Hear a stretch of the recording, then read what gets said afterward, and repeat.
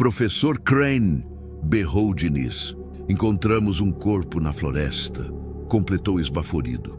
Fomos até a floresta. Os aldeões seguravam tochas e curiavam a vítima ali jazida. Era um homem forte, cabelos claros e um machado limpo ao seu lado. Era um lenhador. Não encontrei sinais de luta. Parecia que sua alma apenas tinha resolvido deixar o corpo. Não consegui encontrar nenhuma pista visual, mas identifiquei um cheiro forte de alecrim.